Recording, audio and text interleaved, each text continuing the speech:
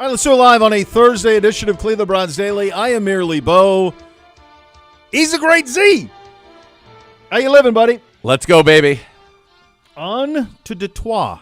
Yeah, big one. Got a little Huge. bulletin board material Look right at out of this. the I gate. love this day for you. I love when we're the putting our board, finishing yeah. touches Oh, yeah. on the boards. DLD. DLD is a we buzz right thrived now. at DLD. We were Gosh. traving. Stafford, Megatron, How much fun are they having MGM talking Grand. about 90 points in back-to-back weeks? having the time of their lives. Yeah. Just begging tutties, buddy. Jeez, Begging it's tutties. Unbelievable. Yeah, they have been. It's interesting because and obviously like the two cities have a lot in common in terms of where they are regionally Sure. and perception and all of those things. I don't think we're ever going to lose to them again on the baseball field. That feels like that's done. That you just anytime you play the Tigers, that's a win. Good job out of the Guards. That was fun again last night, but it felt like a foregone conclusion. So good job out of them. But I will say this about that. That operation in my life, despite not having a lot of hardware or really much hardware at all, they've been largely a fun watch. I mean, you got Barry when we were kids, and then you go into Stafford and Megatron, and this version is not only fun, but they're legit, like very, very good. And so while they haven't won a Super Bowl, they've had a lot of fun things over the last 30 I want to say years. you even had a fun period in there, like maybe it was only 1 year, but with Scott Mitchell. Didn't they have 1 year? Herman Moore, and there was another Herman receiver. Moore, Was it a Brett Johnny Perriman? Rogers, Brett Perriman? There was another receiver, not Johnny Rogers. That's not it.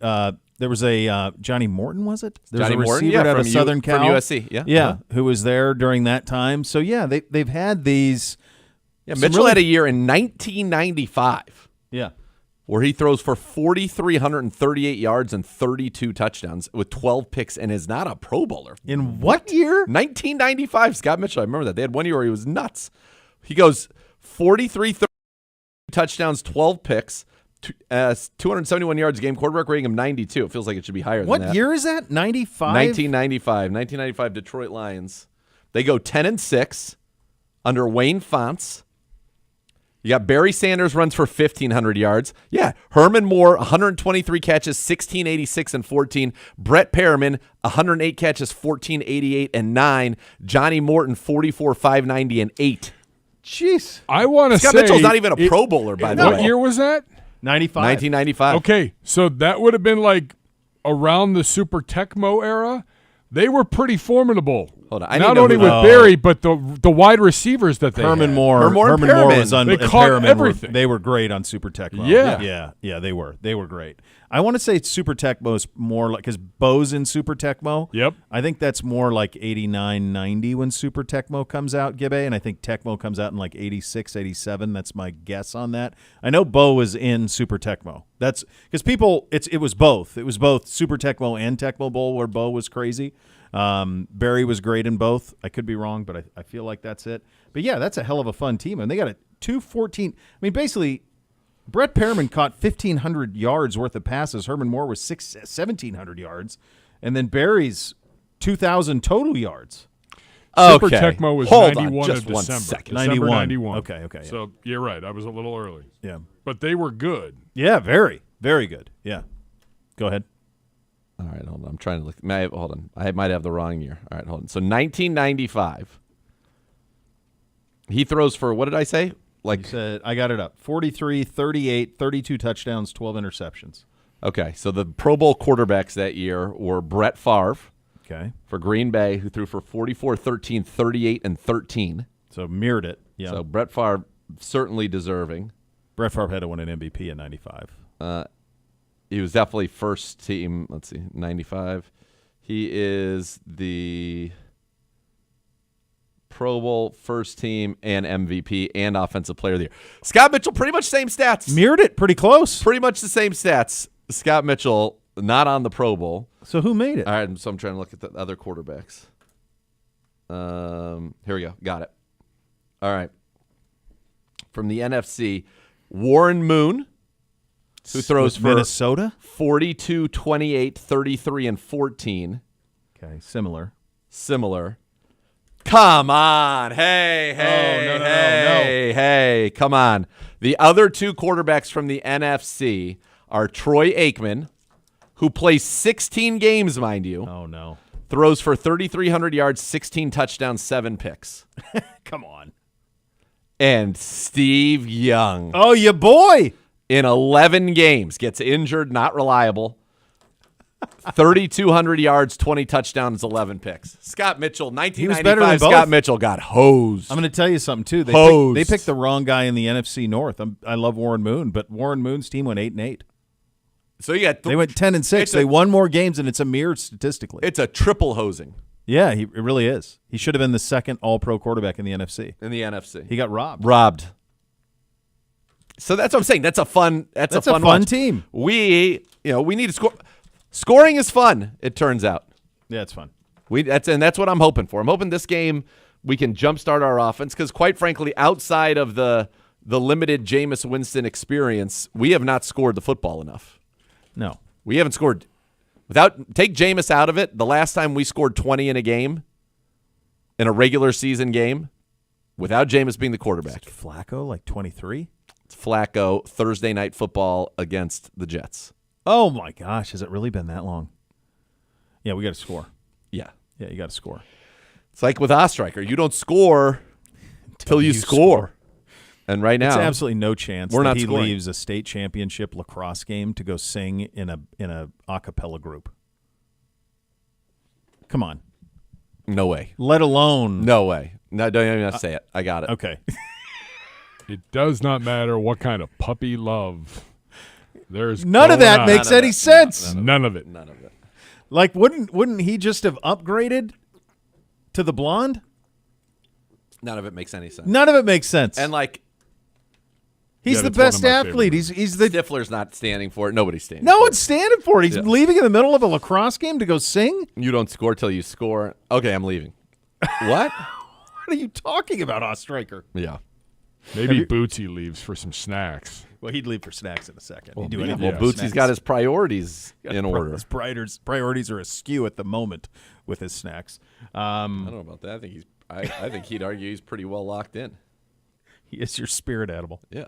There's no question on that. That's my guy. Yeah. No, I'm not. I don't know if I'm buying that. So yeah, we got to score some points. That's the way that this thing goes. We are practicing right now. When are we done? Is it like the 3:15 again?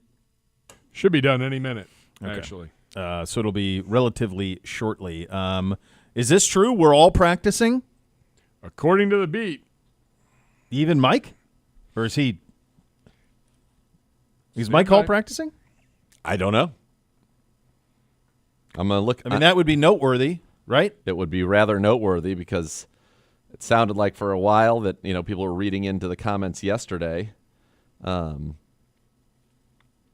By the way, when I mentioned there was a little talk out there, the offensive coordinator John Morton of the Lions. I don't know. Is it the same one? Come on. Said that the Cleveland's number one defense. I don't think they've seen a run game like ours yet. Meanwhile, we've shut down Chase We did Brown, play the- Derrick Henry, the and Ravens. Josh Jacobs, and the Packers. Different.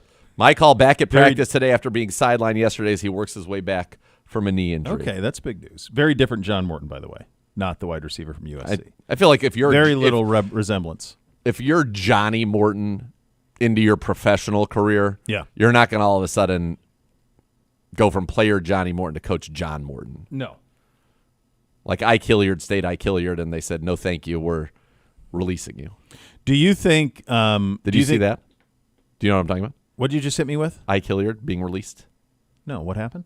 He's the wide receivers coach of the Falcons, and they put out a thing. Oh, I this did see- week. I did- I saw We've Falcons- released Ike Hilliard as though he was like a player. He was Like your the- wide receivers coach. The former Florida Gator star, Ike Hilliard, was their receivers coach. I Right. saw a receivers coach got fired, and that caught my attention, but I didn't. It was pay Ike Hilliard, attention and to they read the announced it story. like he was a player. Like, we've released Ike Hilliard. We've released him from his job. Like, what? What do you make of them? gutless. I don't know. They just. But you go to Minnesota, you win. Then you lose. You get bombed by Carolina. Now they're at home this week, and they're dogs. It would almost be kind of like just like them to win, 100%. right? To We do said that. last week on the scores. I'm like, They're tough. this has all the makings of Carolina winning this game. You did, yeah. And Dr. Z picked So, it that way. yeah, the games they're not supposed to. Mike Hall did practice today. And Jack too. Probably limited is what they'll call it. And that would be noteworthy. It would be. Jack especially. And, I mean, Mike, we're already having embarrassment of riches at offensive line, or on defensive I was line, going to rather. Say. Offensive line, the I'd opposite. I'd like to have an embarrassment of riches. But you already have that on the defensive line, but he is a game wrecker if he could get back in and play, and that would only help dissuade the comments of Coach John Morton, who says they haven't faced a running game like ours. We've faced some pretty formidable rushing attacks, my friend. Yes, and we've shut them down. Yeah. That's right. In fact, some would say that that's the number one rushing attack in the league. Now, to be fair, from a running back perspective, David Montgomery and Jahmyr Gibbs, who have rushed for in 3 games a combined 413 yards and 6 touchdowns, that's the best that any running back room has done so far this year. Yeah, and with them, it really starts. I mean, those two are great, but when you look at their operation offensively, what are you going to take away? Goff is a true blue franchise quarterback stud. They've got dynamic receivers. Kind of stumble into Amon-Ra St. Brown. They go get Jamison Williams. They have to deal with a bunch of off-field stuff and health stuff with J-Mo, but when he's healthy, he's as good a deep threat as you're going to find. He leads the league in they got great tight 22 ends. yards a game. I know, they got great tight ends. And then they got 2 backs, and then beyond that, they have 2 stud tackles. Stud tackles. Yep, Pro Bowlers. So there really isn't, from the way that they're constructed, the only bet against them, if the house was to bet against this whole Lions build and the way that Holmes and Spielman and Dorsey and all those guys have built it, if they were to bet against it, you'd be taking the bet that Jared Goff wouldn't be good enough to make the best of it. No, and he's proved everybody wrong on that. No, the only, if you're going to, There's really nothing. We're nitpicking the interior of their offensive line. Christian Mahogany, a 6th-round pick last year. Graham Glasgow, who's played a long time, but is moving to center. Now he played some center. Tate Ratledge, their 2nd-round pick. You would say the interior of their line, and the guards in particular, Mahogany and Ratledge, are unproven. And then defensively, their corners are struggling. Terrion Arnold's given up the most yards in coverage this season. They play a lot of man. So are we going to see, more of Amik Robertson this week, who was a 4th-round pick out of Louisiana Tech by the Raiders back in 2020? That's the weakness. Their safeties are elite. They've got 3 very good linebackers. Their D-line is really kind of Aiden Hutchinson and everybody else. Now they're trying, obviously, they drafted Tyleek Williams, and you know him better from Ohio State than I do. Good player. Good player, but doesn't strike me as a pass rusher, or at least has not been thus far. No, he's more opportunistic, but not he was not like a Hutchinson's their real guy. pass rusher. Yes, That's sure. it. Whereas last week you may have watched, and I've talked to some people who have shared this, that last week might have been the greatest pass rushing game in the NFL that is possible. What they did to Baltimore? No. Our game with Green Bay. Our defensive line. I was going to say both, with theirs Miles was pretty, and then theirs theirs was pretty with, good against Baltimore you too. know, I think Gary they got sacked in and 7 times. They did, but it was a lot of them were kind of like chased down from behind as he tries to scramble, and they end up getting him. Like, for example, Alex Anzalone, their Mike linebacker, had 7 pressures last week. Right. He has 7 pressures on the season. Right.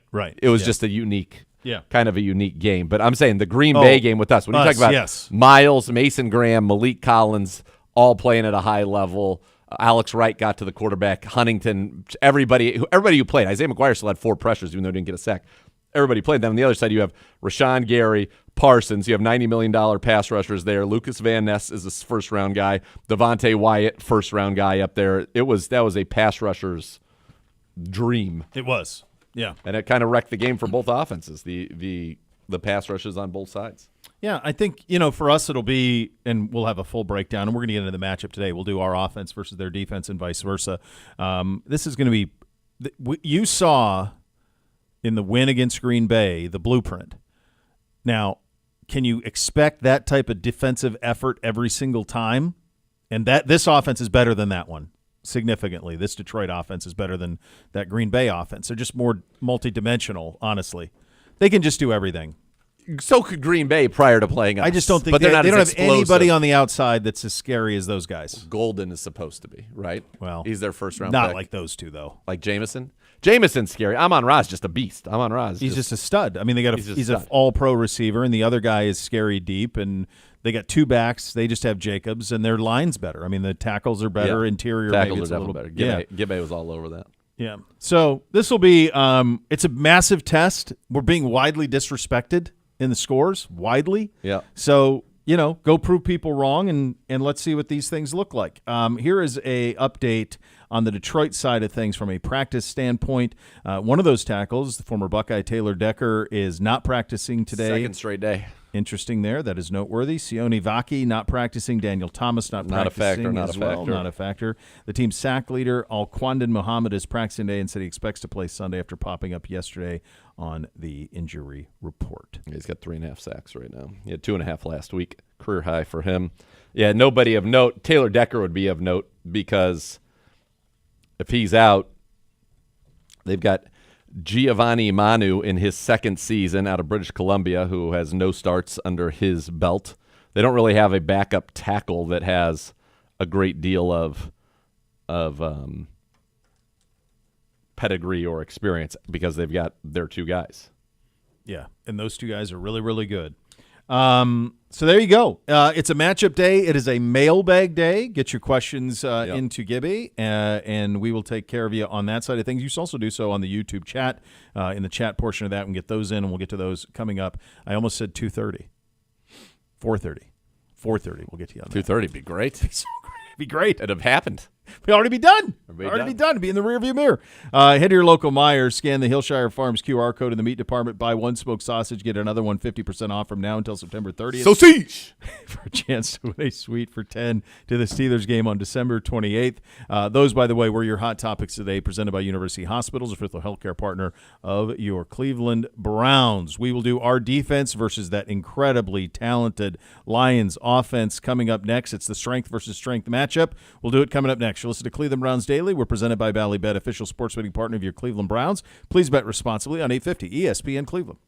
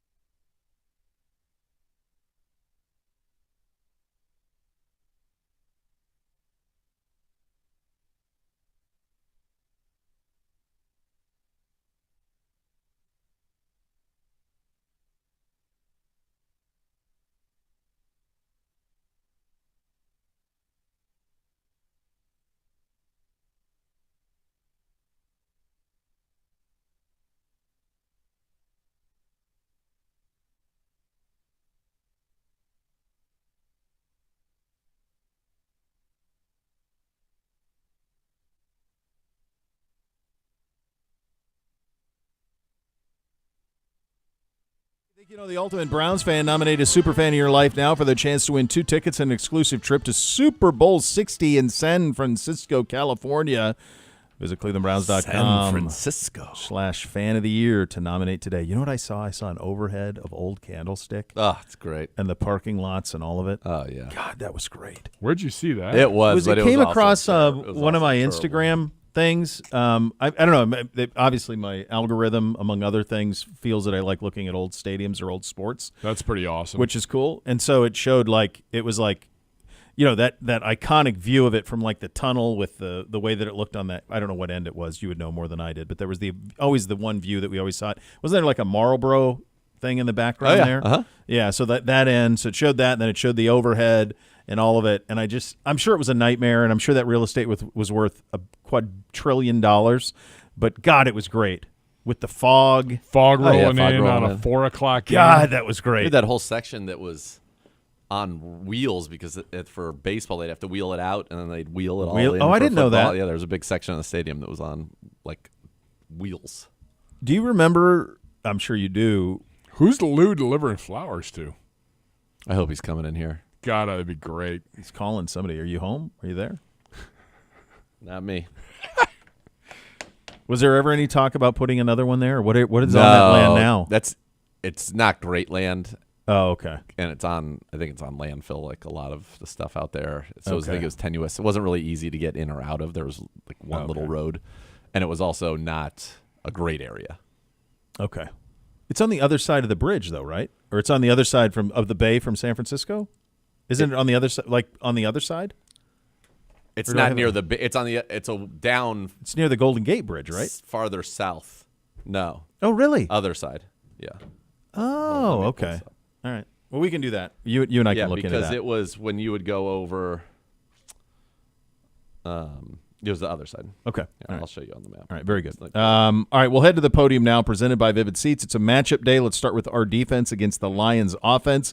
Here's the man in charge of slowing down or stopping the Lions. It's our defensive coordinator, Jim Schwartz. You're down. Detroit, when he was asked about your run defense, he said, I don't think they've seen a running game like ours yet. Any comment? I mean, we faced some good running offenses. I mean, Green Bay was running the ball really well, so was Baltimore. Cincinnati, it's more of a passing offense. So, it's one of the major things we have to do is stop the run. 2 different running backs. You got to protect your edges. You got to defend all 53 in the third, particularly with Gibbs. And then there's a lot of passes that are just extension of the run game, a lot of screen game, a lot of quicks. Even the checkdowns are sort of an extension of the run game. So our ability to play run defense, our ability to tackle in the open field, that's a major part of this game plan going forward. Anything changes when a team has 2 backs if they use a bunch as opposed to last week or even the week before? Yeah, it's probably just each guy has a little different style. They run sort of the same plays with both guys. There's really not a tendency there. Some people have guys they exclusively use in certain, in certain plays, but not the Lions. So it's just really just an awareness of which guy is out there and, sort of what his style is. Kind of going back to that initial question, the types of runs that you see on film from them, is that different anyway from what you've seen the first 3 weeks? Like, it seemed like on Monday night they were doing a lot of duo and whatnot. Green Bay ran a lot of duo. Baltimore runs a lot of duo. The base runs that Lions run are duo and wide zone. Wide zone strong, wide zone weak. Which they're not unique plays. They just have really good players. They have good blockers up front. Their tight ends are good. Their running backs are good. And one of the things that's impressed me with the Lions is how tough their wide receivers are as blockers. All their guys, known as sort of marquee wide receivers, and a lot of times, those guys will sort of accentuate the route running and things like that. And all these guys will go dig out safeties. They'll block the backside. They're really good blocking corners and all that other stuff. So, we gotta do a good job getting off those blocks too. But that's really impressed me with with the Lions. with their running game. Goff is one of the best play fakers, I think, I guess, in the league. So how does that affect your preparation to train your guys not to bite on it? Yeah, well, there's a lot of different things you're looking at. Not often are you looking at the quarterback, right? You're looking at a tight end or a blocker or a receiver, the edge man. So we have to, number one, do a good job with our keys. But so much of their, what they do is run and then play action. A lot of under center stuff where a lot of that, where a lot of those play actions come from. And I think that another layer to neutralizing the play action game, like I talked about the checkdowns that come after it. You play deep, and then all of a sudden Gibbs has got the ball with some air in there. That's tough. That's a tough situation. But generally, the play action game is dependent on the run game being effective. And just to go back to the original thing, if we can neutralize the run game, then I think that does have a little effect on neutralizing the play action game also. But runs, play action, screens, they're probably the leader in the NFL when it comes to combining all three of those things on first and second down. So we'll have to take away what they do best, and every play is going to be a battle. They got a lot of playmakers, different positions, good quarterback, good offensive line. So we'll have our work cut out for us. Goes for it so much on fourth down. I mean, they're just an aggressive team in all phases. I think they're like 7 for 8 on fourth down. Does that change your approach, and how important is it from a mental standpoint for players to realize that even when you get that third down stop, you might not be getting off the field? Yeah, I mean, it definitely plays into it.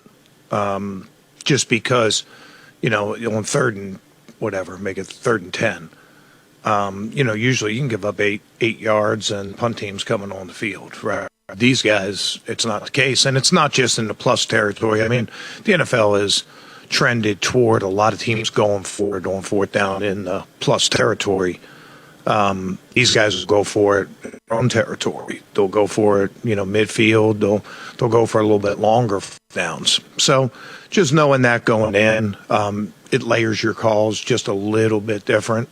It really doesn't change. It really doesn't change our attitude, but maybe what you're willing to give up on a third down might not be the same this week as in other weeks. A special teams play, but Denzel, the way he can come around the edge on to almost block that kick, get a finger on it, whatever, before Shelby blocks it. Like Bubba said, the way he moves allows him to be so versatile. Just how have you seen that in your few years here? Yeah, I mean, Denzel's the best corner I've had. And I heard a long time ago somebody said you can tell the effort of your team/defense on how they rush field goals and PATs. And it's not just when the game's on the line the way Denzel's was. Watch PATs in the first quarter. He rushes the exact same way. So, he's not a guy that just turns it on in a particular time. He brings it hard all the time and lays out. Like when you lay out like that, it's like being in a car wreck when you hit the ground. But he's willing to do that for our team, for his teammates. And, he does a lot of good things in coverage, but that might go a little bit below the radar in one of his contributions. Their interior offensive line, relatively new. Just what have you seen out of that? Those three guys in the middle, and just how they over the first 3 games. Yeah, well, the strength of their offensive line has been their tackles, and there has been some changeover, but with the way they run the ball, good in their pass protection and things like that, it's hard to point to anything as being a step back for those guys. Just like any team, they put new guys in and expect them to contribute the same way. Heavy double teamers. Mason, you're looking for more in the pass rush. Did you see that against the Packers? In his first half sack seemed like maybe did it work? You got something else? Yeah, no, I mean, I'm not a send messages to the players thing. I mean, I know where they are. I can talk to them at any time.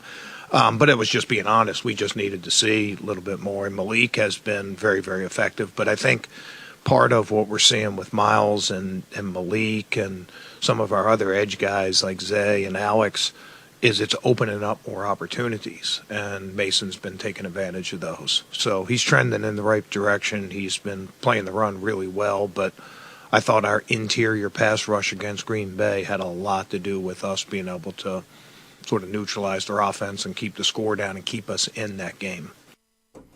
On the Detroit side of things, few quarterbacks in the league have been better over the last 2 years than Jared Goff. And when I say few, I mean next to none. He's either first or second in damn near every statistical category that matters. He's going to get a big test this weekend with this Browns defense. Here's the Lions quarterback on that. You look at Cleveland. You're down. 1 overall defense, number 1 against the run. I think they're 4 against the pass. When you watch the film on them, what's the one thing, Jared, maybe that stands out the most about them? Geez, one thing, I don't know. They're sound. They play hard. They rush hard. Obviously, Miles is a big part of that.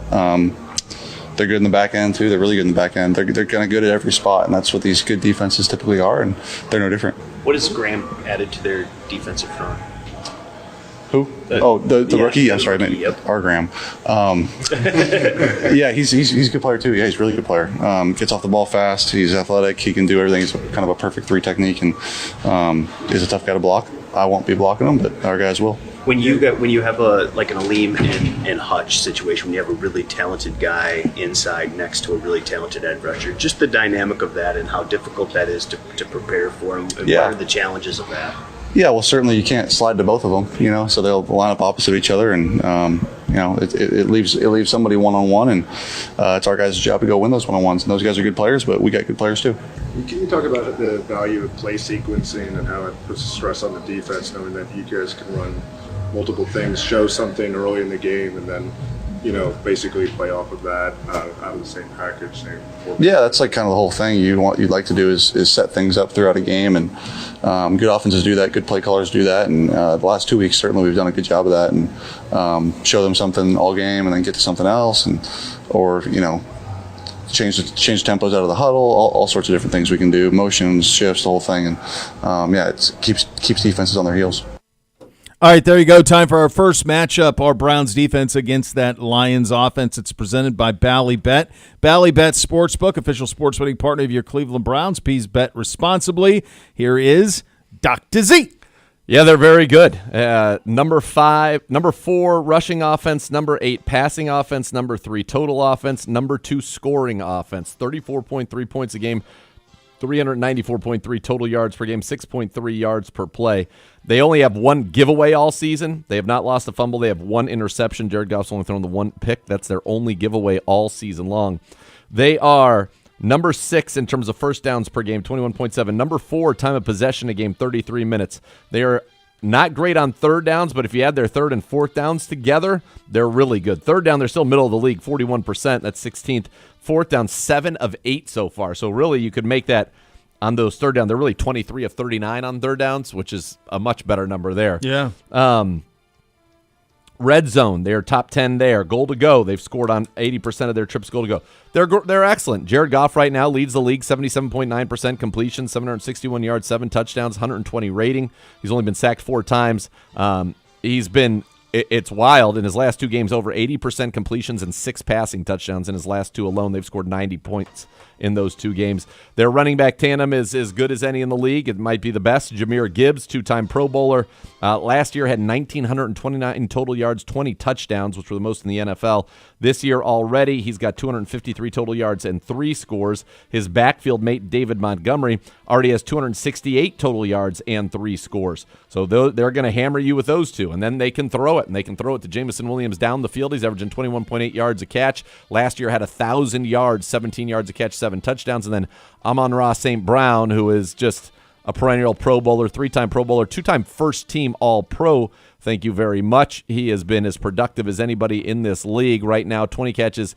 He's got 257 and 4 touchdowns, which lead the NFL. And his career, which is, again, he's going into his 5th season. Already 450 catches, 5,088 yards, and 37 touchdowns receiving for Amon-Ra St. Brown. They got the two great tackles. You mentioned Decker and Penei Sewell, Pro Bowlers, young guards, as we talked about, and then their tight ends. They play two of them, and they're very good. Sam Laporta, been over 700 yards with 7 touchdowns each of the last 2 seasons. He was their second-round pick in 23. This year, slow start, 13 catches, 138 yards. He has yet to score a touchdown this season. Brock Wright is their other tight end, big guy out of Notre Dame. He has a receiving touchdown so far this year. But that's what they're going to do. They're going to get big. They're going to run the football. They're going to play action off of it. They're very effective doing it. They can window dress things in a lot of ways. And they are a dynamic offense. They pick up big chunks. They are aggressive. As we said, they will go for it on fourth downs.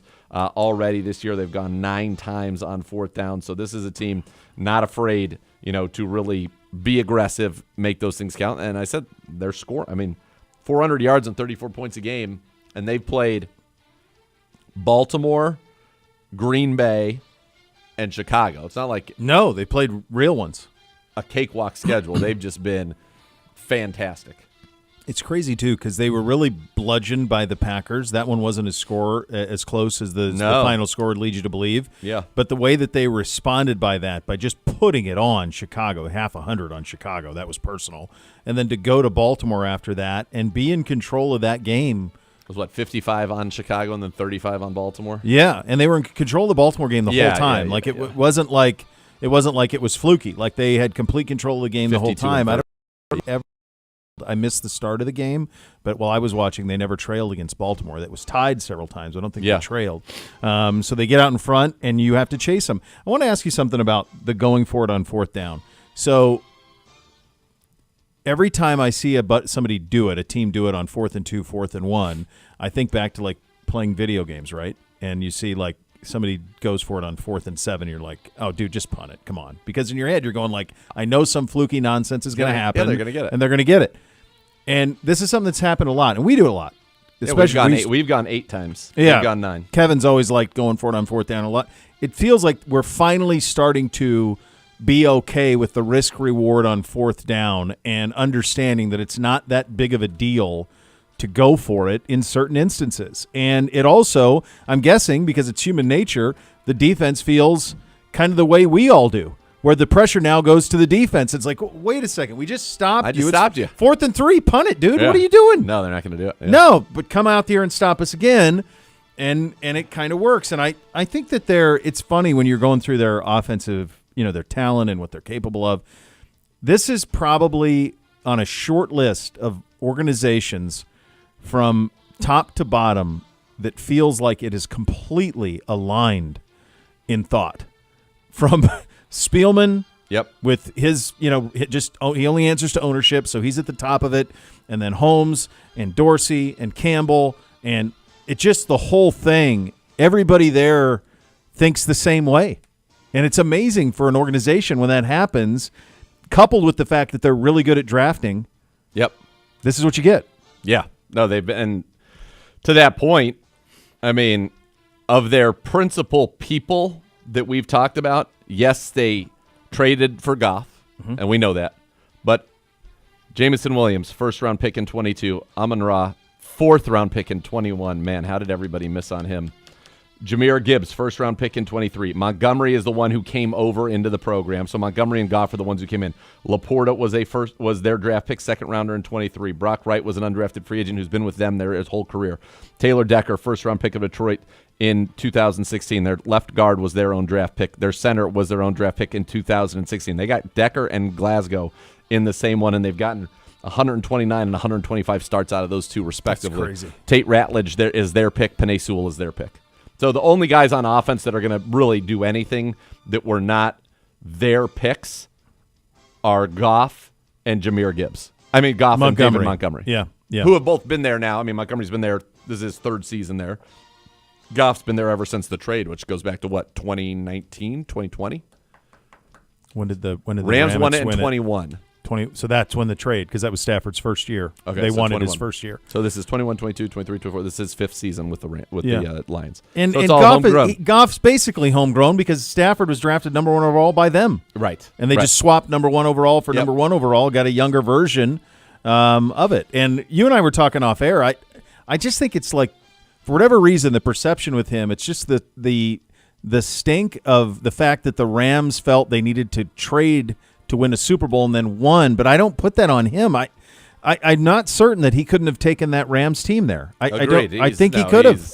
He's a stud. He's a stud. And it makes me Gibbe knows back in those days I was so big on the Jared Goff train. I mean, that's the one. That's another great Browns what if, because everybody. Were you a bigger Goff guy, or were you a bigger, who was the wide receiver Jacksonville took? Allen Robinson. Yeah. He went in the second round. I was big on. Yeah, but you were. Oh my! Well, we could have had him. Too, we could have had him pretty easily in 2014. We could have just come back in the second round, took Batonio early, and gotten Allen Robinson. I was a big Allen Robinson guy. Big Jared Goff. I couldn't have loved him more. Like, I thought the debate between him and Carson Wentz was absurd. Like, laughable. I didn't even understand it. Yeah. And Carson Wentz at one point was playing like an MVP, and you give him all that credit. But Jared Goff is just. And I give him a ton of credit because you want to talk about, he's drafted by Jeff Fisher and that operation. Yeah. And they did a lot to undercut him. Oh, yeah. I mean, you remember the Hard Knocks and all of that? Oh, yeah. And then. And so they did a lot to undercut him. He's got through that. He gets to McVay, has that monster couple of years with McVay there when they first go to L.A. And then out of nowhere is traded to Detroit. And at the time he's traded there, you're thinking, good Lord, that's brutal. Like, there's no real path for success in Detroit. Stafford and them weren't winning anything when he was in Detroit. And then he goes there, and then it times up with where they start hitting on picks over and over and over again, and here you go.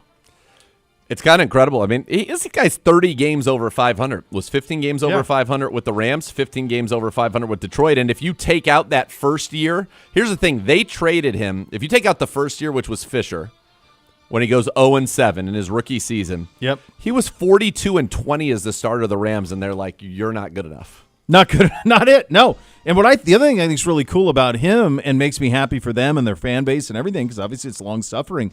They go 3-13. Oh, yeah, the first year he goes there, they're 3. It was struggle bus central, man. And I remember people like, are they going to pay him? What are they going to do? Is he worthy of it? And then he'd really turned it on. Yeah. In 22, got it going, was a Pro Bowler. 23, he was even better. I don't know how he wasn't a Pro Bowler in 23, where he throws 67%, 45, 75, 30 touchdowns, 12 picks, not a Pro Bowler. And then last year, 72%, 46, 29, 37, and 12 is a Pro Bowler again. His fifth in the MVP balloting. I mean, so he's a 4-time Pro Bowl quarterback. He is respected, but he's also totally disrespected. Yeah. Good job by you on the breakdown. They're good. This is going to be fun. We're really good. We're really good. They're really good. These are two teams right now at kind of the peak of their powers, and it's going to be a fun, this is strength versus strength. It's going to be fun. Yeah, this matchup is really a fun one. Mark your calendars for it on Sunday. We'll hit you with the Microsoft Minute coming up next. Listen to Cleveland Browns Daily. We're presented by Ballybet, official sports betting partner of your Cleveland Browns. Please bet responsibly on 850 ESPN Cleveland.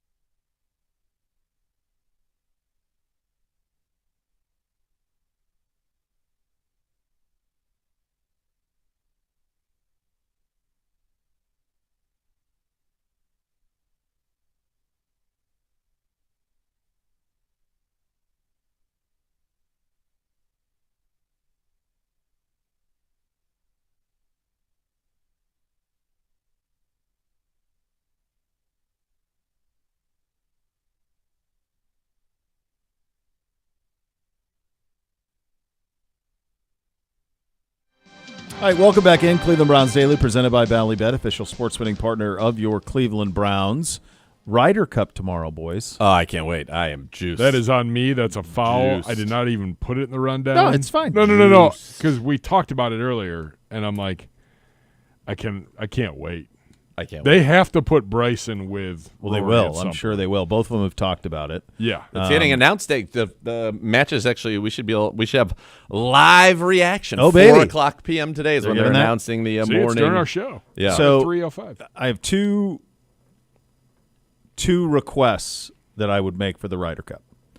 Number one, now that you've moved the PGA out of August, move it there. Fair I deal. like that. Done. Pick a week. Shut the PGA Tour down for a week. Fine. And Yeah. let's go. It's fine. play. Doesn't matter anyway. Nothing's sacred. Go ahead.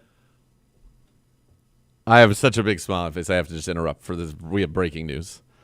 We have received a company-wide email update, personnel updates. Oh. Good afternoon, everyone. Oh, baby. We are happy to announce the following full-time hires. Oh, baby. Bo Bishop, media broadcaster. How Corporate about it? Bo. Look at this guy, Media- Corporate you are Bo. Corporate Bo. Look Corporate at Bo. this in a Look Jim at Nance this. collection. No Oh, less, baby. on the Look headshot. at that. What a Woo! gorgeous headshot. Yes. What a time to be alive. How about it? Look at that. What a headshot. What a time. Corporate Bo is here. Corporate Bo is here. Come here. Come here for the real thing. Come in. A little bit of the real thing. Good to see you. Welcome to the team. Hazing will be at I 5:05. just got here. Let's go. It's a brand new Let's venture. go. Do you even have Meet your us on the email? practice Do you even have fields your at email? 8 o'clock. I Do you did have get your that email? up. I got that up and running yesterday. It's funny. I was texting with somebody, and they're like, "So how long have you been doing Cleveland Browns Daily?" Since 2018. Since 2018. No big deal. It's been a minute. No big deal. It's been happening for a while. Oh, man. Boy, What a how time. about it? All right, Ryder Cup. Move it into August. Like it. Right back in. And if you're focus. so do it second week of August, Yes. something like that. The second thing I would do, if you're not going to do that, or do third week, whatever. You could Well, go like week 0 in college football is like the third week. There's really nothing that weekend. Like take that weekend. Like So that'd be the 20th last weekend August. of the preseason? It doesn't. I mean, that doesn't matter anyway. No, last no, week no. of Nobody preseason plays the doesn't last weekend of matter. preseason. Yeah, Yeah, that's You- the week to do it. That's when you do That's it. Do it week That's when you do 0, Yep. I'm in. and you own it. You have that time because right now Nana's very you guys pleased, are going to by be the way. locked into it. Who Oh, is? yeah. Nana's very pleased. She loves Corporate Bow. Oh, love She's it. going to love it. She- Yeah. Slacks and button downs and all of it. Oh, loves it. It's beautiful. Beautiful. Corporate bow. So do that. Yes. Second thing, if you're going to still do it in September, Sunday goes head to head with the NFL. It's know. 12-6. I hate that. Final round. Why not Thursday, Friday, Saturday? Thursday, Friday, Saturday, or go in the morning Sunday? I think you'd have a better chance going like 8 a.m. to 2 than noon to Yes. 6. Yes. Noon to 6 is nothing. You're getting nothing out of that, man. You're not going to rate. You're going to get bombed by the NFL. You probably know this better because you have such a vast knowledge and you talk ratings more frequently, certainly, than I do about a great many things. Yeah. Like, I feel like if this was going on, let's just say it was Tuesday, Wednesday, Thursday, and obviously it can't be in prime time because it would Unless they be went too dark. West Unless Coast, they went you West could. Coast, which would be a great idea. Like, I feel like it'd be on in every office. I feel like there'd be tons of TVs watching this and consuming it. Yeah, and the streaming stuff would be crazy. I think they would be. Again, this they're goes going back to this Saturday's time of big, year. Big college football It's a Saturday. massive college football Saturday. College so you're football, not Nate gonna- kicking his feet up. Yeah, what's happened in college football is now all of a sudden you're at a point where like 2 SEC teams do 12 million. Yep. So like college football has annihilated everything else. Annihilated. And the NFL has never been bigger. So don't go to war with them. To your point, if you did West Coast, then you could, I think, go maybe Wednesday, Thursday, Friday, like play it all in prime time, would be money. I think that's money. Then you stay out of it. You go When it's head to in head Europe, with the you NFL. have no chance. Europe, you have no chance. But then it's early morning. When it's in Europe, it's early morning. That's which true, is it'd one be of the early fun parts. morning. It would actually. No one gets hurt there. Yeah. We love Which the, I we love love that. the Open Championship. So I Well, think they're teeing off tomorrow, 7 a.m. which is good, which is great. I mean, and I'll have it on in the morning. It'll be on. I'll be like, Luca, go ahead and wake up early tomorrow. He's gonna love it. Or Time of his life. He's got his little putter. Oh, yeah. Be ready to go. Yeah. But I think the number one thing they just got to do, the common sense thing, is just move it to August. There's no reason I to can stay get in behind September. that. There's none. They have never played at a venue like this. Really? Not like this. Not in New York. Not a public track. Not a place like that you can house 100 and some thousand people. This crowd's gonna be wild. Like it's not. I mean, they've been at like Hazeltine and these private clubs where it's a limited how many people can be there. They were at Muirfield in '87, and that's stadium course. But like Beth Page is a different animal entirely. Remember what happened to Koepka? Was that in 19 at the PGA when the crowd turned on him and went for Dustin Johnson? He held on and won it, but it took about all he had to be able to do it. And now they're going to be. Oh, it's going to be nuts. It's going to be bonkers. Even that first hole, like they've shortened it. It's like 397, and you can go for the green if you can clear that tree line. I just love that DeChambeau is like Captain America, that he flipped everything. I mean, it's just fun. It's going to be fun. Arguably the biggest I heel can't wait in to golf see if they're going to send. Savior. Not even heel, because heel was He's even just, like, less than disliked. that. He just was awful. Heel, just like nobody had. It's just like he just made fun of him just all the got time. mocked. Yeah. Heel, there's some like Some we juice like to it. we like not liking you. Yeah, he doesn't. Yeah, He didn't even have. He had no juice. No. Negative juice. Negative juice. Negative aura, as the kid said. Yeah. All right. You ready for the Microsoft Minute? I'm completely ready. All right. Time for the Microsoft Minute. It's presented by Microsoft Surface Copilot Plus PC. Here is Dr. Z. Give him his camera. Thank you very much. Thank you. Listen, last week the Cleveland Browns went around this office giving each other compliments, and the thought behind that was complimentary football. If we compliment each other in real life, perhaps we'll be able to take those compliments onto the field. Offense complimenting defense, defense complimenting special teams complimenting all of it. It's like the great Rosie Perez once said, sometimes when you win, you really lose. And sometimes when you lose, you really win. And sometimes when you tie, you either win or lose. Complimentary. Where does that have to do with it? Not sure. But I'm going to keep going. And this is what I'm going to say to you. Is that the Cleveland Browns at the final 3 minutes of that game, for 57 minutes, it wasn't great. But in the final 3 minutes of the game, they played complimentary football. And afterwards, compliments were given out, such as, you're the AFC Special Teams Player of the Week to Andre Schmidt. That's a beautiful thing. How did it happen? Well, let's go back and look at it. You get a field goal from Schmidt, 10-3. Now the defense, it has to do its part. And really, Quinshon Judkins, we got to give him some credit as well. 18 yards, 34 yards, add him up, 52 yards in 2 plays. That really got the offense going. Then defensively, you come out. Grant Delpit, really emerging as a leader of this football team. He goes out, 3rd and 3. What does he do? Reads Jordan Love. Says, not so fast, my friend. Gets the interception, down the sideline, little shoulder for good measure, gets down to the 4. Cedric Chillman draws a penalty. Now we're at the 1. Quinshon Judkins in. So let's go back. Special teams, good. Defense, good. Offense, good. Complimentary. Now the Packers, they have a chance to go down and win it. And it appears as though they will, as they line up for a field goal with Brandon McManus. And what do the Browns do? Well, complimentary football again. Special teams said, we haven't done enough yet. We had a rough 2 weeks. We're going to go ahead and make it up to you with 3 big plays. And here it comes. Denzel Ward off the edge. Just grazes a finger. Shelby Harris, the big paw. Kabow! 6 career field goal block. Gives him the Matumbu. Greg Newsome, does he say, I'm going to scoop and score? No, I'm going to make it more dramatic. So the ball's there. Joe Flacco, offense now. Will they do their part? Yes. They're going to operate efficiently, including a play in which they had to complete a pass, gain 8 yards, get everybody lined up, not move, not draw any 15-yard penalties, spike the football, and be given opportunity for Andre Schmidt to be the hero. They do it. Flacco to Njoku, everybody gets lined up, everybody's in place. Boom, complimentary. Then out comes Andre Schmidt. And you already know he's the AFC Special Teams Player of the Week, so you know what's going to happen next, right? From 55 yards, boom, right down the middle, carried into the dog pound. What a moment. It was great. That's how the Browns won this game. For 57 minutes, not good. 3 minutes, elite. But the 3 minutes were all full of complimentary football. I know Gerard Cherry was happy about it. I was happy about it. Even Corporate Bo, thrilled. Complimentary football. So in your own life, if you're out there today and you're struggling, and perhaps maybe you're not seeing eye to eye with other people, just give them a compliment. See how it turns out. Maybe that could be the start of your winning week. This has been the Microsoft Minute. The next level is next. None of that was scripted. No, I didn't even know what I was going to say, actually, when you threw the segment to me. I can tell you did it. What was amazing? I mean, thank you. I mean, what an effort. That was an unreal effort out of you. Thank you. That was great. Felt good. Not going to lie. It's a few stumbled on my words a few times. There was only the one point. But one time did he go, what does all this mean? I don't know, but I'm going to keep going. It's amazing. Great. Great job out of you. Thank you. We will do the other side of the matchup, our offense against the Lions defense coming up next. The mailbag is open as well. You'll listen to Cleveland Browns Daily. We're presented by Ballybet, official sports betting partner of your Cleveland Browns on 850 ESPN Cleveland.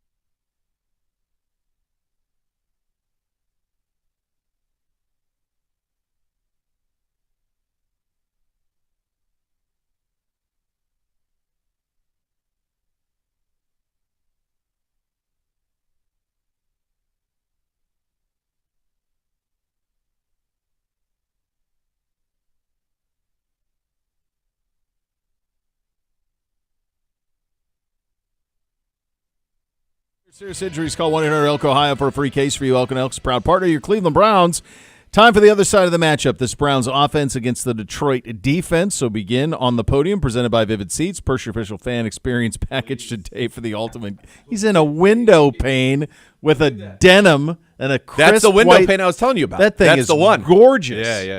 A little crisp brown white sneaker. Jeez Louise. No doubt ending with an A. Good Lord. It's a Thursday. Tough. Here's offensive coordinator Tommy Reese. We see you. You guys are down 5.5. Next to tight ends. The passing game has already struggled as it is, but how much does it take away from the passing game when you do have one or two guys who are chipping or double teaming before they even go out to run a route? Yeah, you look across the league, guys have success throwing the ball and chip. You don't want to use any of those crutches to say that we're limiting ourselves there. Like, there are great pass rushers in this league. We're going to play against another one this week, and like, if you look at our schedule, we play against a handful of the very best across the NFL. So it's a commonality in the NFL to see guys helping on the perimeter, just with how talented some of those guys are. So, us as coaches have to do a better job of finding ways to get our guys open and be efficient in the passing game while also starting with the protection. We were talking yesterday about, not forcing the ball and how important that is. So how do you find that balance? You talk about ripping the ball between, hey, I'm going to check it down versus take a and that's what I mean by it's our job as coaches. Like, there's going to be premier looks where we say, hey, this is what we got it dialed up for. This is what we have it designed for. These are the times to take it, and then here are the times where, hey, we maybe didn't design it for this coverage. Here's your outlet, or here's the time to be smart, or the pocket's breaking down and it's a late play decision. Like, those are built in. I think it's during the week, the understanding of, hey, this is exactly what we're trying to attack. When we get this look, let's attack it. And that's why it falls on us as coaches to make sure we get that done. You feel there were a couple there last week? There's always a couple there. You know what I mean? Like, every week you're going to look back and say, shoot, we had this one, we had that. Joe's at a point in his career, you have great conversations about what he's seeing, what he's feeling. So there's always a why. It's just, continuing to get people to understand. And every week you play like, God, I wish we would have had that one. And then, I think about the extended play to Harold in week 1, like, shouldn't have had that one, but found it, so there is a give and take, but just, again, got to get him comfortable and do, my job as a coach to make sure that during the week he's getting to that point. Quinshawn and how he's coming along, and it's a 38-yard run this past week, the 31-yard run the week before. Like, how's he doing with the workload and everything? Yeah, seems to be doing okay. Really pleased with how he's just put his head down and worked as he's gotten back in the swing of things. Obviously, it feels like he's been here a lot longer, but it's a couple weeks, 3 weeks, maybe less. So to say, like, where he is today and where he was when he first got here, where he'll be in 3 weeks, I think, optimistic about how he's prepping and how he's putting himself in position to have success. Obviously he was able to find yards there, especially in the second half of the game last week when we needed it, and, excited about where he's at as a young player. The Lions are the second highest scoring team in the league, 90 points the last 2 games. Does a team like that influence your offensive game plan? Yeah, it's a great question. They've been a fun offense to watch for years now. They have playmakers all over the field. They do a great job of getting the ball in those guys' hands and allowing them to be really good players. I think offensively, you're conscious of what's going on the other side, but we know, regardless of who we're playing offensively, like, we still have to execute and do our job. We have a tremendous amount of trust in our defense, obviously, but really the focus still holds on us, less about, hey, we got to keep up or we got to be in a track meet. We just are more focused on doing our part and making sure that we can have success playing and play out. And you hope if you do those things, the results will come. What makes that Lions defense so good at taking the ball away? Yeah, well, they have a couple, like, playmakers at all the levels, right? Like, the pass rush with Hutch kind of creates the issue in the pocket. Branch is all over the field. He plays on the edge, plays at linebacker, plays at safety, punches it out. Really good coverage player, makes plays on the ball that way. 31 had, was it 8 interceptions a year ago? Or, and he plays the middle of the field probably as well as anybody, in the league, ultra aggressive. And, they have playmakers that are looking to get the ball out. They do a great job fundamentally as a group of punching and ripping at the ball. Like, you watch Anzalone run down, constantly going after the football. So it's clearly coached how they attack the ball. They play an aggressive style where they're going to, challenge you and swarm it and be aggressive and play lower and do things to try to make the quarterback feel uncomfortable, and then they always have 11 seem to be chasing the ball. And when you do that, when the ball comes out, usually you recover it. So definitely have our work cut out for us there. To know that continuity in the offensive line, what kind of role do Ethan and Joel and Wyatt play in that, especially because not only they're veteran status, but like they're been together as a unit for a while? Yeah, I mean, those three have played together a lot. I think the communication with them is pretty seamless. Cornelius is a vet who's played a lot of football, so that transition's easy. And then, with Leviston, who's a young kid, I think the confidence that Joel can give those guys, the confidence that Wyatt can give those guys by playing next to him, communicating, they know the offense in and out. So they're able to kind of breathe some confidence into those young players just because they can communicate so much easier. And then as you build a continuity with that group, you hope it becomes seamless, right? Like you look at lines that can play together if they stay healthy or if they're together for a long time. Usually that group of five can kind of feel each other in a way that passing off games, communicating different looks, that becomes very seamless for them. All right, time for the other side of the matchup. Let's have a listen to Lions defensive end Aiden Hutchinson and linebacker Jack Campbell, two good Big Ten fellas giving their thoughts on the Browns offense. What jumps out? You're down. Minute. Yeah, I think they got a good team, man, and I think they can do some stuff on offense, and yeah, I'm excited. I think we have a lot of opportunities this week. I think we have an opportunity to really show out as a defense, and that's the goal. Joe Flacco's not as mobile, but still very savvy for a quarterback at his level. I mean, what kind of problems and difficulties can he present? For sure. I mean, yeah, I think definitely not as mobile as Lamar, but he knows that, and so he's going to get the ball out quick. He's going to, when he gets pressure, he's going to find ways to get that ball out because he knows his game. And but he's a great quarterback, and obviously he's been doing it for years now. So it's going to be fun.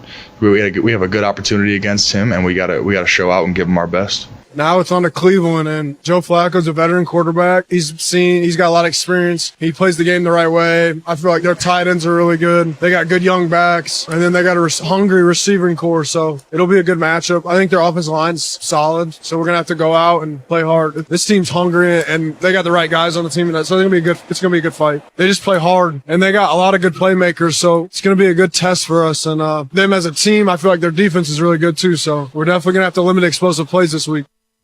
All right, there you go. Time for that second matchup. It's presented by Ballybet. Ballybet Sportsbook, official sports betting partner of your Cleveland Browns. Please bet responsibly. Our offense versus the Lions defense. And for more on that, we turn it over to Dr. Z.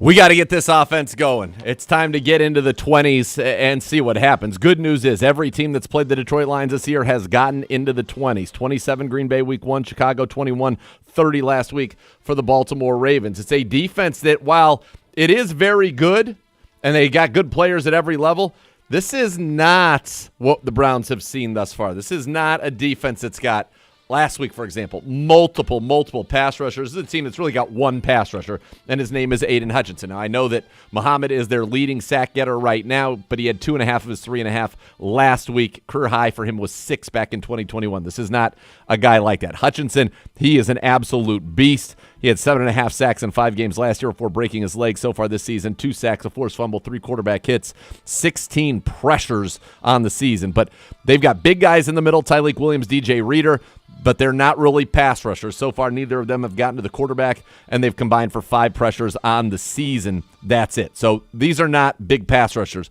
They will play a ton of base defense. What does that mean? 3 linebackers.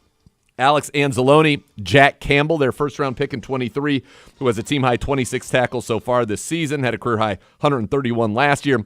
And Derek Barnes, their fourth-round pick in 2021, he's got 19 tackles and a sack of his own. This is a team that's going to play a lot of single-high coverage. So we've seen a lot of these shell defenses. We're going to see more single-high. 2/3 of the time, they're in cover 1 or cover 3. That's kind of like what us, single high. One safety in the middle of the field. In cover 1, cover 3, Cover 1 is man. Cover 3 zone. On the outside, those guys are basically in man. This is an opportunity for Jerry Jeudy, for Isaiah Bond, Cedric Tillman, hopefully to get some chunk plays going. That's what this offense needs, to get some chunk plays going. And if they can, that will be great. Oh, come on. I'm done. That's it. I didn't. That's it. I just no. That's it. You crushed That's it. No, that's it. I will be treated with respect. I am. Not by you. No, I am. I would like to tell The you rapscallion? that it was a total innocent mistake that somehow ended up being on the screen at the same time. And literally right behind, by the way, that's the G-Man's computer. That's It is the my G-Man. computer. Unbelievable. G-Man. Well, keep it. If you want to keep it on this camera, I'll continue.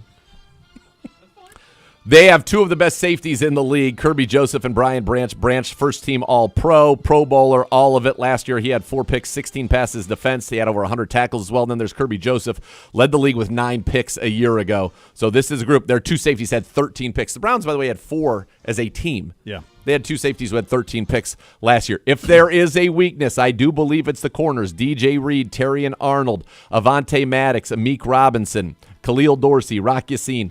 These are the guys that the Browns have to attack. Arnold has given up. He was their first-round pick a year ago. He has given up more yards and coverage than anybody else in the NFL so far this season. We have got to attack the corners. This is a game where we've got to get Jerry Jeudy. We've got to get Isaiah Bond, Cedric Tillman. We've got to get these wide receivers going.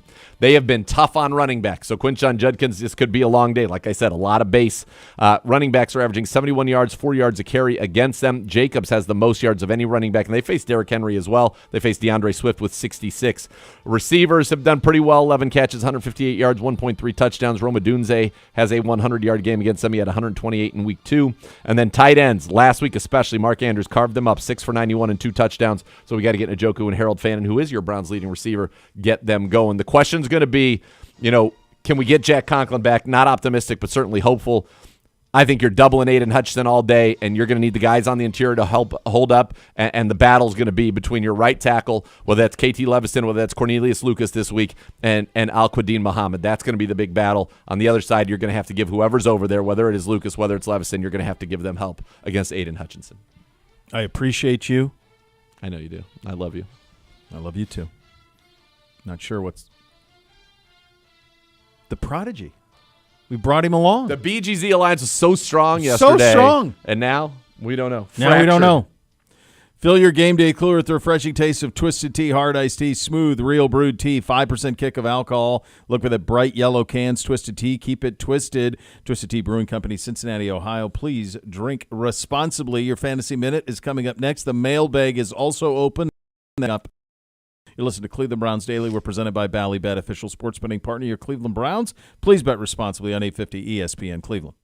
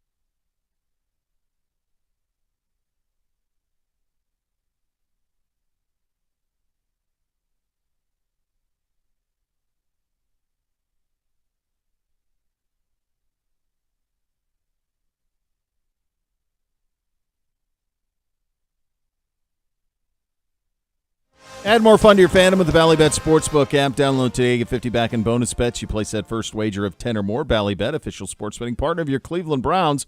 Time for the Fantasy Minute presented by Scaleco. Scaleco Capital, proud private equity partner of your Cleveland Browns. We're into it now, buddy.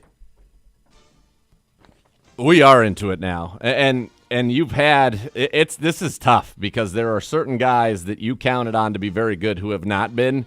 And this feels to me like kind of like this. It's now or never. This is last chance saloon. And there are multiple positions, but certainly at the running back position, this is very prevalent in a lot of our younger guys. We got a little bit of a sign of life, by the way. G-Man, apology accepted. A little bit of a sign of life from Amarian Hampton last week. That was good to see.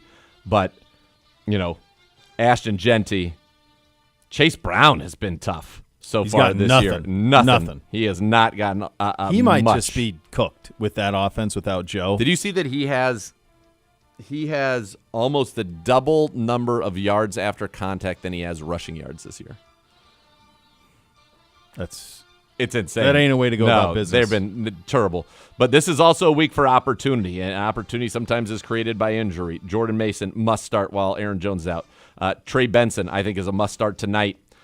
J.K. Dobbins has played his way into a must-start. If Chuba Hubbard ends up being out, Rico Dowdle is a must-start. Jalen Warren ends up being out. Then, I'd probably stay away, but keep an eye on Caleb Johnson if he's floating around on various waiver wires out there. So those are the guys you're looking at the running back position. Wide receivers, where you've had a lot of guys that are big names who have not necessarily come through for you, but you just have to accept some of the guys now, like Rome Odunze is a stud, must-start. Ricky Pearsall, stud, must-start. Abuka, stud, must-start. Keenan Allen at this point is a guy who should be playing every week. Chris Olave in a PPR only, he catches 10 passes for 50 yards a game, but that's still 15 points in a PPR. So you got to keep rolling with him. You'd love to see Brian Thomas get going. Some of the guys that were popular off the waiver wire, Tucker in Las Vegas, certainly worth a look. I think the kid in Kansas City, Tyquan Thornton, is definitely worth a look this week, and what should be a game where they're going to throw it around a little bit, and I think could be a high-scoring game. Is Xavier Worthy back for them? Not yet. Not yet. I don't believe he is. If Xavier Worthy were back, I would be a little less optimistic about Tyquan Thornton. Jordan Addison. He was a full participant yesterday in practice. Maybe he is then. Okay. He is trending toward he will play Sunday. Okay, they need him. Jordan Addison, if he's on your waiver wires, got to go get. He was suspended for the first 3 games. He's a very good player in Minnesota. From a tight end standpoint, Jace Ferguson is really now the de facto number 1 receiver in Dallas. Certainly like him. Hunter Henry's been playing well. Dalton Kincaid's been playing well. These are guys that you got to keep rolling with. And then defenses, we always talk about, it's about the matchups. Broncos against Cincinnati. I don't know if it gets any better than that. The Packers are a great defense against Dallas. I still like them. Buffalo, New Orleans.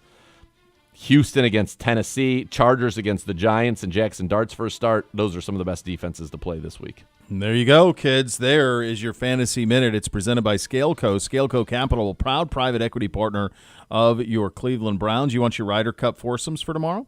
Yes, let's go. In the 7-10 foursome, it will be DeChambeau and Thomas versus Rom and Hatton. So they're starting with Bryson to get the crowd into it. So a lot of people thought they would start with Scheffler. Is Scheffler in the 2-hole then? Scheffler is in the 2-hole with Henley against Oberg and Fitzpatrick. So that's the 2-hole. So Rory's going. That's 726. Rory going 4th? Rory's going third. So the 3rd hole is Morikawa and English versus McIlroy and Fleetwood. Oh, man, advantage Europe. I almost wonder if they knew that, and that was a little. Like just punt? Not punt, but. Kind of. Yeah. And the 4th match is Schauffele and Cantlay versus McIntyre and Hovland. Who's with Bryson? Thomas. Yeah. Okay. All right. JT. Wait a second. We need JT out there. Yeah, he's out there with DeChambeau. So that's Captain America right out of the gates. DeChambeau and Thomas. That's going to get him as jacked up as possible. And Thomas is great in the Ryder Cup. He's awesome, and he's Captain America too. Like he'll play into the crowd. He'll have the time of his life. So there you go. That's good. That's exciting. That means 7-10 tomorrow. That first one goes. It's gonna be electric. That's an awesome. Is that on Peacock? Where am I? I think it's on USA Today or USA Network. USA. Probably Peacock too. Okay. I'm sure it's on both. The coverage over the weekend's on NBC and Peacock. Perfect. My guess is it's on Peacock. Honey, we have golf for breakfast. Yeah, it's perfect. Wake up, put it on. There it is. That's right. Everybody wins. And that course is going to be really primed for it, so that'll be a lot of fun. This month's winner of the local business platform presented by Minuteman Association with Medical Mutual is Precision Alarm Tech. Locally owned in Euclid, Precision Alarm Tech was found with a simple yet powerful vision, one man, a truck, and a dream to build a business rooted in service, integrity, and respect. We'll open up that mailbag on the other side of this quick timeout. You listen to Cleveland Browns Daily. We're presented by Ballybet, official sports betting partner of your Cleveland Browns. Please bet responsibly on 850 ESPN Cleveland.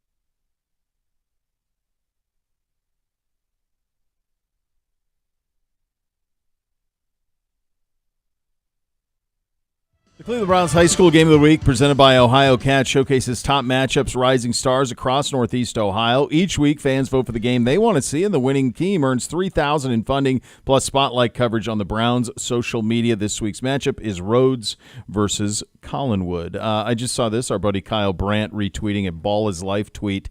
The greatest dunk ever happened 25 years ago today, the Vince Carter over Frederick Weiss. I was not watching it live.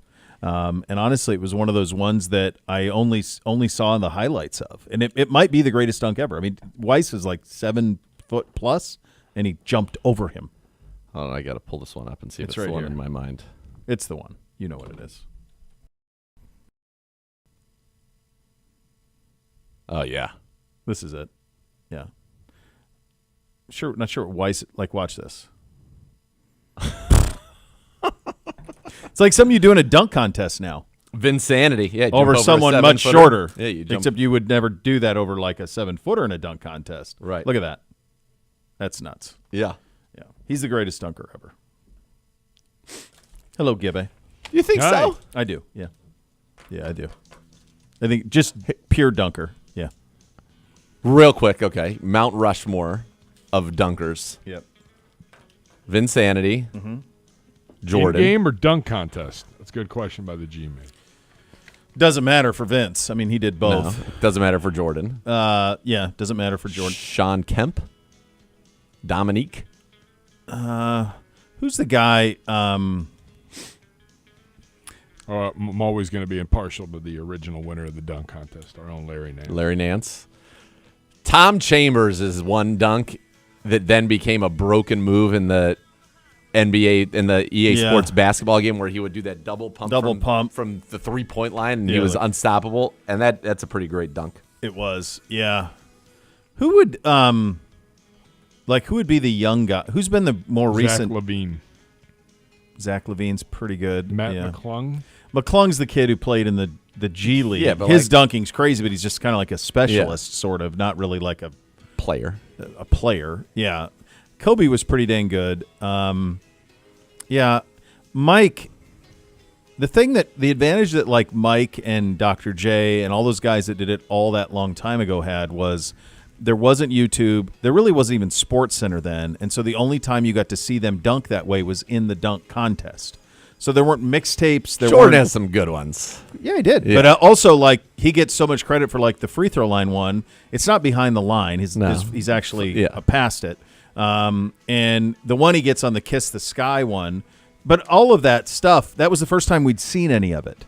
And then I think what's so crazy about Vince is by the time Vince did it, we'd kind of seen everything. Yeah. And then he went and did stuff that nobody had Jordan seen. was also, young Jordan was a very good in-game dunker too. Oh, yeah. Yeah. Very good. He was, yeah. And Kobe was that too. But even young Jordan, I didn't see a lot of young Jordan. I probably didn't start seeing, Jordan didn't come on national television until the late 80s. I don't remember I don't remember seeing him in 86 on WGN?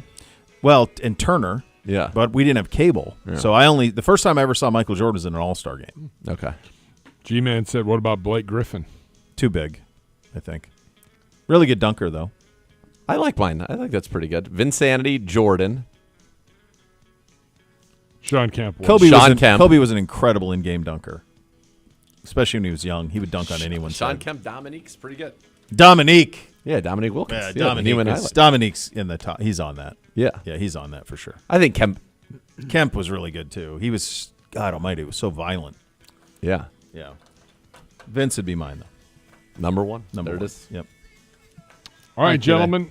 Time for today's mailbag. You can send us your questions now, youtube.com/Browns, or tweet them to us at Browns_daily. Dog Pound Cleveland Brown asks, would you trade both first-round picks next year for Jared Goff? If Dodgeball. It's a really good question. It's a fair question. Jared Goff, how old is he? That's the he was first thing I'm drafted looking in 16, so he's in his 10th season. He's 30. So he could probably play another 10 years. It's a hypothetical that wouldn't happen. I think that it would be, again, first of all, it's impossible because his salary combined with other salaries, it's not feasible, so we don't have to entertain it. But is he worthy of it? Yes, absolutely. I think if he was a throw-in. in that Stafford trade. He was. I think if you are, I don't know if there is a price. Like if you have certain pieces in place, I don't know that there is a first round given up price that I wouldn't say yes to if I was getting a dude that you knew. A known commodity. Yeah. Now, the funny thing is, though, sometimes you would have been like, I'll give up. You would have given it all up for C.J. Stroud, at a certain point. It's just. Well, you never know what happens. Thing. Look at Deshaun with all the injuries, like what he was in Houston.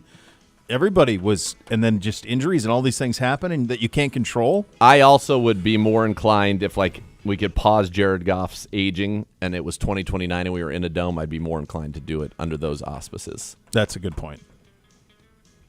Yeah, dome opens it up tremendously. Yeah. Greister.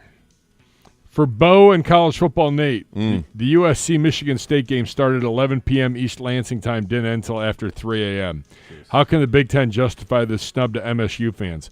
MSU be better and you'll be playing at a better time. Well, Gibbe, you're right in part.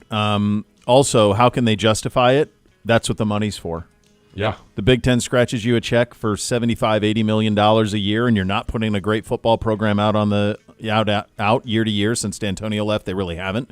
They had the one good year when Kenneth Walker was there before it all went off the track with Mel. So this is the price of doing business. That's what the money's for. You all took the money, and so you play when the Big Ten wants you to. I would say, do you think Ohio State wanted to play the Texas game at noon? Do you think they want to play Penn State at noon? No, of course not. But they took the money too, and so they're stuck at noon forever. So your penalty is at 11 o'clock. Sometimes you're going to have to play at USC in prime time on the West Coast. Like that's what the money's for. It's not. It's just that simple. I do think though. I think there were two programs in the Big Ten who could have said no to that, and they would have had to have listened. And I think those two programs are Ohio State and Michigan. Yeah, I don't think Ohio State and Michigan will play 11 o'clock Eastern ever. Never. Browns backers, North Jersey. What's the last sports book you've read? I recently started Guts and Genius by Bob Glauber. I've heard of this.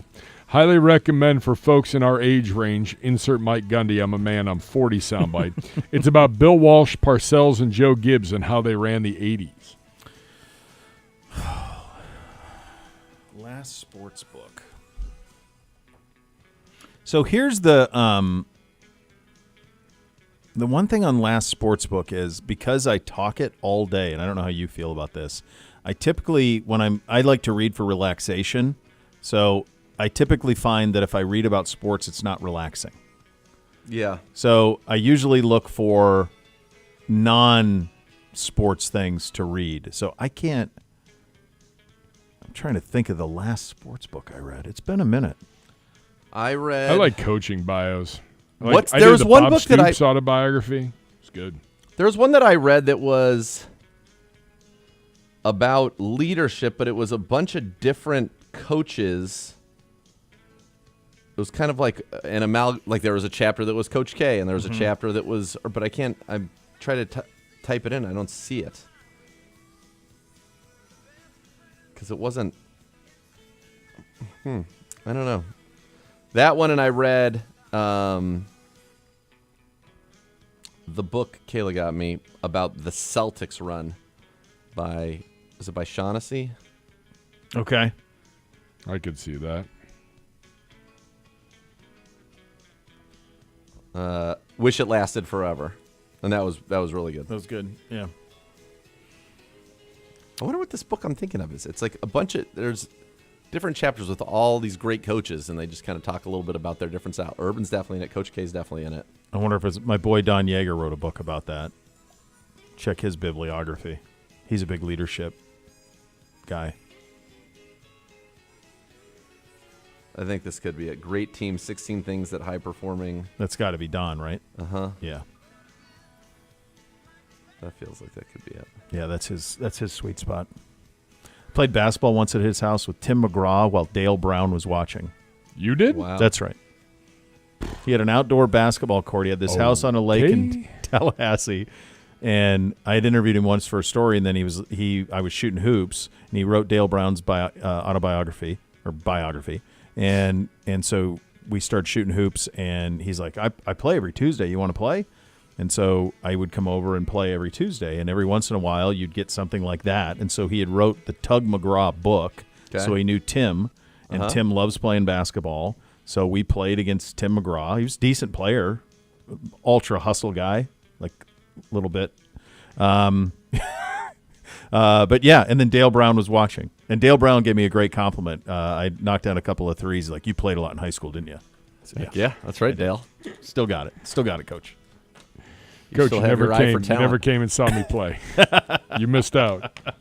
He did a really cool thing. Don did a really cool thing where he goes to this fantasy camp that Coach K put on for years, where like old guys go and then they're coached by Duke legends. Oh, they still do it. Huge. It's a massive NIL deal. Yeah. Oh, I'm sure it is now. It's a fundraiser, and everybody comes back. Yeah, alumni. Grant Hill, like they're coaching you. Like 1 year he's coached by Grant Hill. I went to Duke basketball camp when I was a kid, and my coach was Bobby Hurley. That's not bad. Yeah, he swore at me a lot. It works out okay. All right, youtube.com/Browns. Zane, as a Browns fan who graduated from New Mexico, is Corey Bojorquez, or as we call him, the pride of New Mexico, the best punter we've seen in orange and brown? Go Lobos. I mean, he's got a lot of our franchise records. I think we love Cole. We love the great Cole. The great Zastadil, who was here earlier this week. Yeah, I think maybe the most accomplished, and he was only here for the 2015 season, and this was after his big, where he was the most accomplished, but one of the better punters of all time. Unbelievable golfer. Andy Lee, 3-time Pro Bowler, 3-time first-team All-Pro, and a second-team All-Pro. He was probably the most accomplished one that we had here. Yeah, a very good golfer. Never been to New Mexico. Oh, man, it's great. We're going to be there. Yeah. Yeah, it's going to be fantastic for us. I had to read this question 5 times, but here we go. Lyle Miller. Oh, that's a Montana guy. Pretty sure. I have multiple boxes of Hudsonville Bananas Fosters. What? Am I in danger of freezer burn if the inner seal is still intact? Go Browns. That's tricky. Remember, I had all those boxes and it all went to hell because you lost it. I lost all of it. I lost all of it. He has multiple boxes. I think you could unload those to us. Yeah. How's he going to get them here? If it's the Lyle Miller from Montana, I don't know how you're going to ship them here. Gosh, just enjoy great that question. gold. Just eat it yourself. Enjoy it. Don't worry about it. You deserve it. You deserve all of it. Enjoy your flowers. Cleveland City of Champs asks, do any of the Browns QBs use VR in practice? I don't think in practice, but Yeah, I don't know if in practice, but yes, we have quite the setup. Technology. Yeah, we have a very nice setup. Do you know? So I just pulled up their site. Yeah. They have 26 core flavors. 26 core flavors of this ice cream. How is that not one of them? That's crazy. Why would they move? I mean, what are you doing? We couldn't keep it in stock. It's not among a fan favorite. I mean, every time I went anywhere, it was gone. I was just thinking, is there any way that it's a seasonal? No, it's not, because here are their seasonal favorites: peppermint stick and tropical twist. That's it. Well, I hate peppermint. Yeah, nobody wants that. Yeah. I mean, what happened here? What are we doing? It's insane. It's insane that something that good is just stricken from the record of the world, really.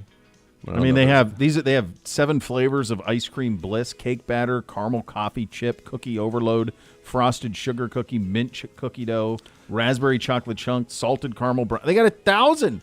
But Why no didn't you get banana. that one? They got Nowhere. only banana. It's gone. It's off the menu. Mitchell's banana cream pie is very solid.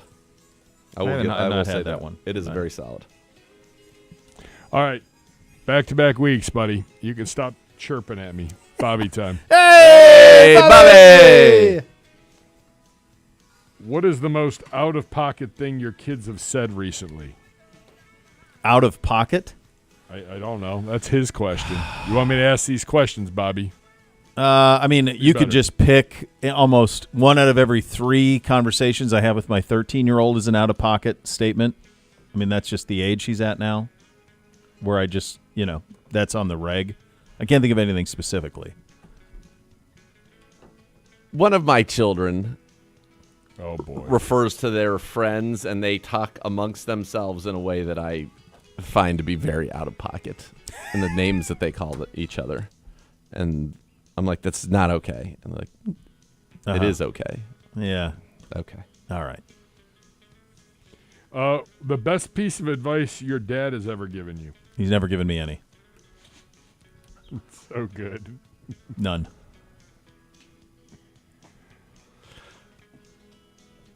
I truly mean that. I don't know that. I'm not even being funny. I don't think he's ever. I like that he steered me to sports as a young man and gave me an affinity for the 49ers, which was a great team to root for as a child. It's a nice job out of him. Yeah, it was very good. Very good, yeah. He also taught me a lot about wine and cooking, two things that I enjoy thoroughly, so I will thank him for that. Yeah. And now you're paying it forward. I am paying it forward. Boy, are Indeed. you.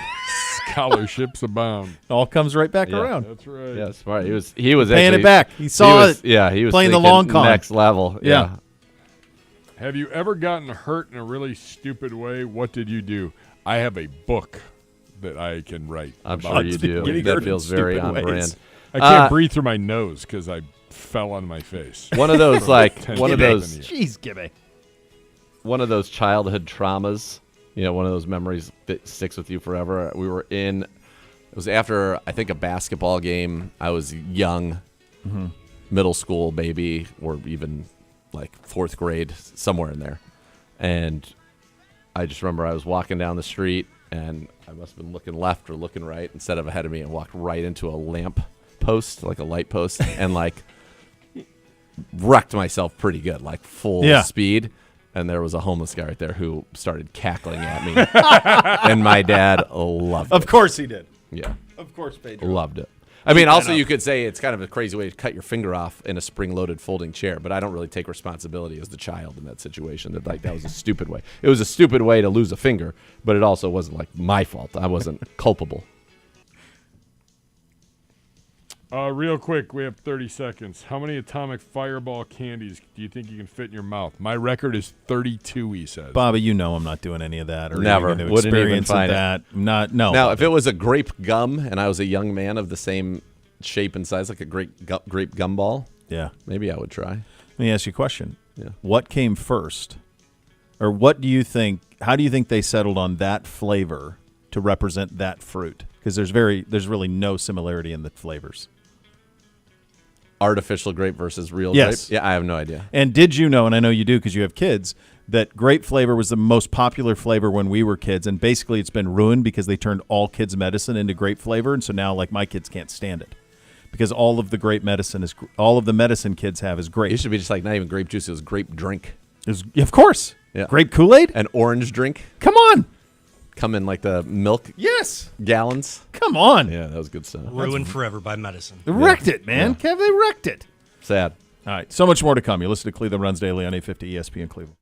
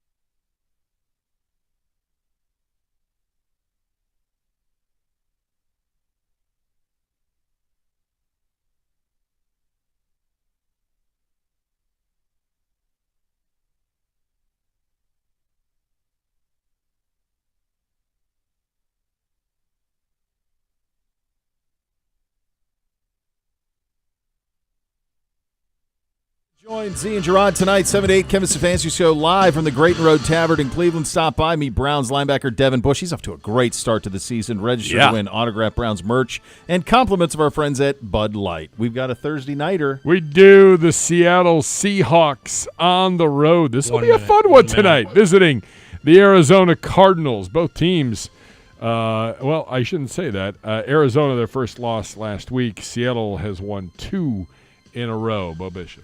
I just don't think you roll into the desert and a Drew Petzing What offense. a live home dog. They have these little Huge. things called javelinas down there. They're like little everywhere. furry pigs. Oh, I've seen those guys. I like yeah, those guys. I Yeah, like they're their something operation. special. Yeah. Barrio Queen. Zago is a big fan. Yeah, Barrio Queen's down there to get some Everything that you need. tacos. That's all you need.